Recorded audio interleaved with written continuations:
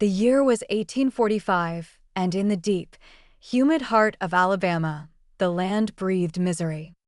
Fields of cotton stretched endlessly, their white bowls glistening beneath the southern sun. But behind their beauty lay sweat, tears, and blood.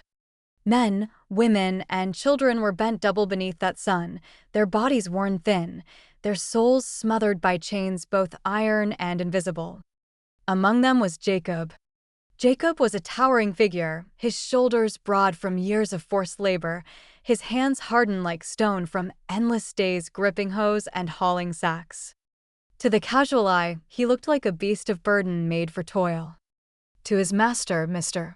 Whitmore, Jacob was nothing more than property, a tool that breathed, sweated, and bled. But to those who worked beside him, Jacob was something else entirely. His silence was not emptiness. It was the silence of storms gathering in distant skies. Jacob had learned early the price of speaking too loudly.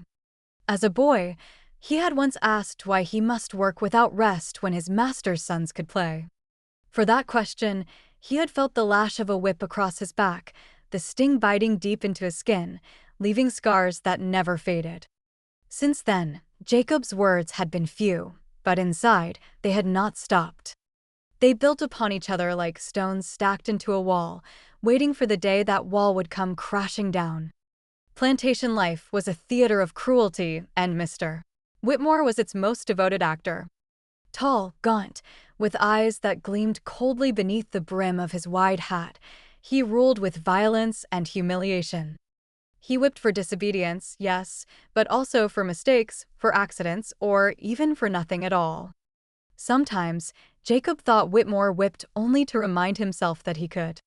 Every crack of leather across a back was proof of ownership, proof of dominance. But Jacob had a secret, one Whitmore never imagined. Beyond the fields, just past the twisted line of cypress trees, there lay the swamp. To most, it was a place of nightmares, a wasteland of sucking mud, buzzing insects, and the ever-present threat of things that lurked beneath the water. The other slaves feared it, whispering stories of men who had wandered too deep and never returned, dragged under by beasts with jaws strong enough to snap bones like twigs. Jacob, though, knew the swamp differently. He had grown up beside its edges, fetching water, hunting small game, and gathering wood for the fire. While others avoided its shadows, Jacob had learned its secrets. He knew where the ground was solid and where it would swallow a man whole.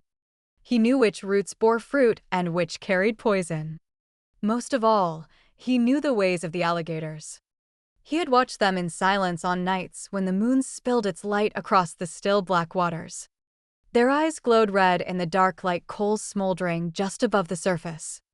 He saw how they moved patient, silent, almost lazy, until suddenly they exploded with terrifying speed. They waited. They bided their time. And when the moment came, they struck without mercy. There was something in those creatures Jacob understood. The patience. The silence. The sudden violence when provoked. The swamp, to Jacob, was more than wilderness. It was a teacher. It was a mirror. Evenings on the plantation were filled with whispers. Huddled together in cramped quarters, the enslaved told stories, stories of escape, of rebellion, of justice that never came. Jacob listened, rarely speaking, but each tale etched itself into him. The elders spoke of freedom as if it were a ghost that drifted just out of reach, and the younger ones spoke of running north, though few ever tried. The truth was simple: most who attempted to flee were caught, dragged back broken, or vanished forever. But still, the idea of freedom lingered like smoke in the lungs. For Jacob, it was not just the dream of freedom that haunted him. It was the dream of reckoning. He carried in his heart the image of Whitmore's face, sneering, cruel, laughing as the whip cracked. That face was carved into his mind, and Jacob knew that if he were ever to taste freedom, it would not come by running away into the night. It would come when that face disappeared forever. The swamp waited, silent and dark, its secrets veiled by mist. Jacob's time had not yet come, but he felt it inching closer with each passing day. Like the alligators lurking just beneath the surface, he was still, patient, watching. For now, Jacob endured the long rows of cotton, the sting of the overseer's eyes, the weight of the chains that clinked faintly as he walked. But in the quiet of his soul, he was already elsewhere. He was already in the swamp, already imagining the day when his master's footsteps would sink into its mud, when the hunter would become the prey. And though no one else could see it, Jacob knew his silence was not surrender. It was preparation. Cruelty has many faces. Sometimes it hides in plain sight, in the raised hand of a whip, in the sharp tongue of command, in the silent indifference to suffering. For Jacob, cruelty was not an occasional storm, but the air he breathed. Every morning began with it, and every night ended with it. But the cruelty of his master, Whitmore, was not just punishment. It was theater. Whitmore wanted his slaves to suffer not simply to enforce obedience, but to entertain himself. The summer of 1845 was particularly brutal. The heat clung to the earth like a curse, and the cotton fields seemed endless. Men collapsed in rows, women struggled with children tied to their backs, and the overseer's whips sang through the air like wasps. Whitmore took pleasure in walking the fields, surveying his workers as if they were animals he might prod or kill at whim. He carried his cane not because he needed support, but because he enjoyed striking with it. One afternoon, Jacob's closest friend on the plantation, a boy no older than 16 named Samuel, collapsed from exhaustion. His body fell limp between the rows, and the sack of cotton spilled onto the dry soil.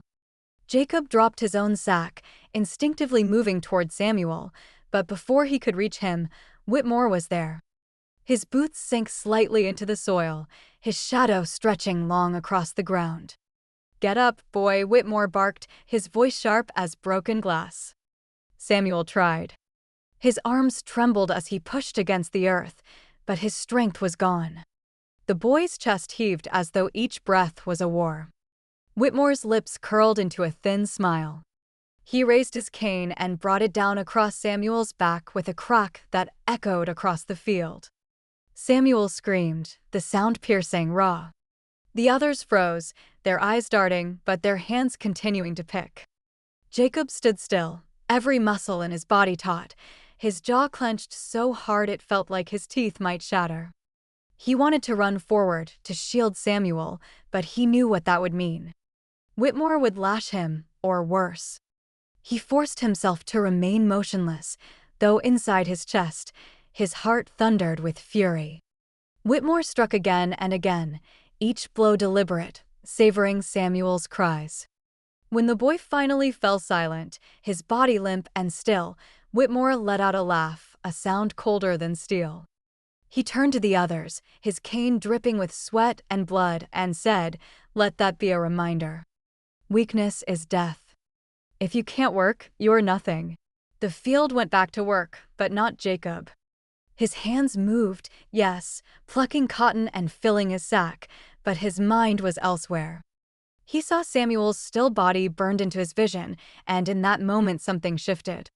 Jacob had endured countless cruelties, had swallowed his rage like bitter medicine, but Samuel's death lodged in his soul like a thorn that could not be pulled out.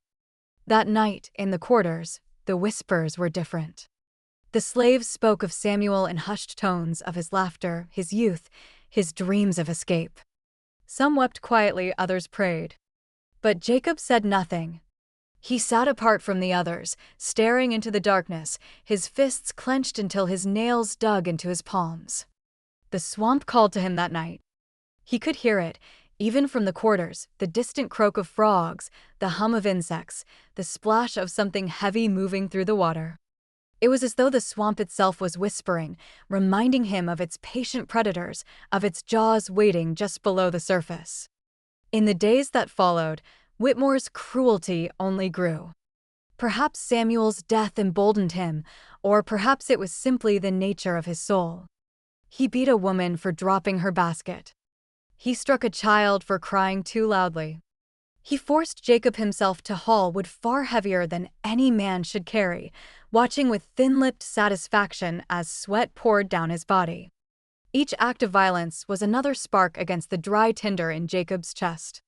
The swamp was no longer just a teacher. It was a destination. And Jacob began to imagine the path.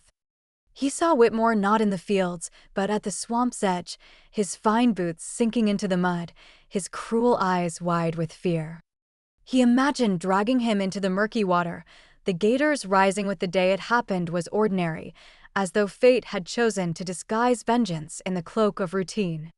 The sun beat down mercilessly, the air thick with heat and the smell of earth. Whitmore, as always, prowled the fields, his cane in hand, his eyes searching for weakness. But Jacob's silence that morning was different. Beneath the sweat on his brow and the stoop of his shoulders, there was a calm, cold, deliberate final. By midday, Whitmore had grown bored of watching the workers and decided to inspect the edge of the property. He ordered Jacob to accompany him, perhaps thinking that the giant's strength might prove useful if they needed to clear a fallen tree or move some obstacle. Jacob obeyed silently, his heart steady, his steps measured. The path they took wound toward the swamp, the air growing heavier with each step. The land softened beneath their boots, the ground darker, wetter. Spanish moss draped from the trees like funeral cloth, and the buzzing of insects grew louder. Whitmore muttered something about damned useless land and swung his cane idly at the underbrush. Jacob walked just behind him, watching the way Whitmore's boots sank into the mud, leaving shallow prints that filled slowly with water. The swamp loomed ahead, still and waiting. He thought of Samuel, of the women and children beaten for nothing, of every scar across his own back. And he knew there would be no turning back. At the water's edge, Whitmore paused, gazing out at the dark surface. "Useless," he said again, his voice sharp with disdain. He turned slightly as though to head back. That was when Jacob moved. With a speed Whitmore never expected from a man so often bent under labor, Jacob seized him from behind. His massive arms locked around Whitmore's chest, lifting him off his feet. The master let out a startled cry, his cane falling uselessly into the mud. "What the hell?" Whitmore shouted, his voice breaking into panic. He thrashed, kicked, clawed at Jacob's arms, but the blacksmith's strength was unyielding. Jacob dragged him forward, step by step, into the swamp. The mud sucked at their feet, the water rising higher with each stride. Whitmore screamed, his voice shrill now, filled with disbelief. "You'll hang for this. You'll burn." His words carried no weight here. The swamp did not care for the threats of a master. The first alligator appeared silently, only its eyes breaking the surface, glowing faintly in the dim light. Whitmore saw it and froze in horror. "No, no. Jacob, no. Listen, I'll give you freedom, Whitmore's voice broke into pleading, the smooth confidence of a master shattered by the rising black water. His promises spilled out in ragged breaths: freedom, money, land, anything Jacob could want. But Jacob knew those words for what they were: lies, the same lies that had bound generations before him. The swamp did not bargain. And neither did Jacob. He tightened his grip, dragging Whitmore deeper, until the water reached their waists. The mud clutched at their legs, pulling them downward as though the earth itself wanted its share. Whitmore screamed, his cane long gone, his hands clawing desperately at Jacob's arms. But the blacksmith's strength was forged by years of endless labor, and no amount of thrashing could break it. Then came the sound, a sudden splash, followed by another. The alligators were no longer watching. They were moving. Dark shapes glided just beneath the surface, circling, waiting for the moment to strike. Whitmore saw their ridged backs cutting the water, and his terror became wild. "God help me! God help me!" he screamed. But no God answered. Jacob shoved him forward, forcing him chest deep into the swamp. Whitmore's eyes rolled white, his voice cracking into sobs. For a heartbeat, he looked like a child lost in a nightmare. And then, with a sudden roar of water, the first gator struck. Its jaws clamped around Whitmore's leg, the snap echoing like thunder. Whitmore shrieked, a sound so piercing it seemed to split the air. He flailed, beating the water, But another gator surged from the side, its teeth finding flesh. Jacob released his grip. The swamp had taken over now. Whitmore's body disappeared beneath the surface, dragged violently back and forth in the infamous death roll. The water churned red, froth and blood mixing with mud until it was impossible to tell man from earth. His cries cut short, swallowed by the swamp. Jacob stood waist-deep, watching as silence slowly returned. The surface stilled, broken only by ripples. A piece of cloth floated up Whitmore's fine shirt, now torn and soaked. Then nothing more. The swamp was calm again, as though it had merely eaten its due and settled back to rest. The creatures sank below, their red eyes fading into the black. Jacob turned and waded back to land. Each step was heavy, but his heart was lighter than it had ever been. For the first time in his life, he was not just a man in chains. He was a man who had chosen, who had acted. The weight of years of silence had been lifted, fed to the jaws of the swamp along with his master. Back at the quarters, Jacob said nothing. When the others noticed Whitmore's absence the next morning, whispers spread like fire. Some believed he had vanished into the swamp by accident. Others whispered darker truths, looking at Jacob with wide eyes. But no one spoke aloud what they suspected. And in time, the story grew. Around fires, in hushed voices, they told it, how Jacob, the giant blacksmith, dragged his master into the swamp and fed him to the alligators. Some said he was a man. Others said he became part of the swamp itself, his spirit walking its edges, guiding the lost and punishing the cruel. Years later, long after the plantation had fallen silent, travelers spoke of strange sounds in the swamp, the echo of heavy footsteps, the snap of unseen jaws, the faint cry of a man begging for mercy. And always, the legend ended with the same truth. The swamp remembers. And so does Jacob.